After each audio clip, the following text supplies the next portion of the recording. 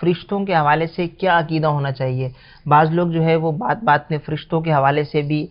مذاق شامل کر لیتے ہیں، یا فرشتوں کی ایسی انداز میں تذکرہ کرتے ہیں جس میں ان کی توہین ہو رہی ہوتی ہے، تو اس حوالے سے اسلام ہماری کیا رہنمائی کرتا ہے؟ لیکن فرشتے اللہ تبارک و تعالیٰ کی نوری مخلوق ہیں کہ اللہ پاک نے انہیں نور سے جو ہے وہ پیدا فرمایا ہے، اور فرشتے جو ہے وہ معصوم ہیں، ان کے بارے میں ہمارا یہ عقیدہ ہونا چاہیے کہ وہ گناہ نہیں کر سکتے، وہ وہی کرتے ہیں جو انہیں اب رب تعالیٰ کا حکم ہوتا ہے، اس میں ذرہ برابر بھی وہ نافرمانی نہیں کرتے۔ تو بعض لوگ جو ہے وہ اپنے بعض کاموں کے حوالے سے یہ کہہ دیتے ہیں کہ یار کہیں فرشتے نے غلط نہ لکھ دیا ہو، تو یہ ممکن ہی نہیں ہے کہ فرشتہ کسی کے نامہ اعمال لکھنے والے فرشتے کسی کے بارے میں غلط لکھ دیں، ایسا ممکن نہیں۔ فرشتے بہرحال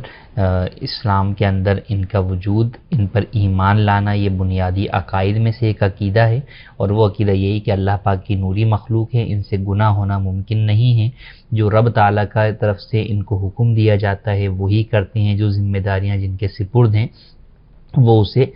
درست طور پر سر انجام دیتے ہیں، اس میں کسی بھی قسم کی ذرہ برابر بھی جو ہے وہ غلطی کا ان سے تصور نہیں ہے۔ فرشتوں کا کوئی مذاق اڑاتا ہے یا ان کی توہین کرتا ہے تو یہ انسان کو دین اسلام سے خارج کر دینے والی چیز ہے۔